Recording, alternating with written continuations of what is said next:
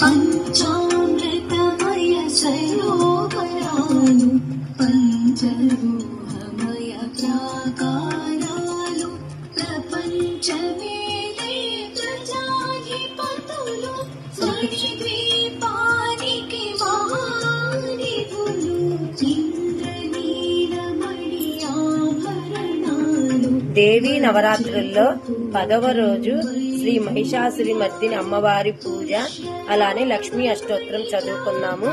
ఓం శ్రీ మాత్రే నమః. ఇవాళైతే 10వ రోజు పూజ కూడా నాది కంప్లీట్ అయిపోయింది. ఓం శ్రీ మాత్రే నమః.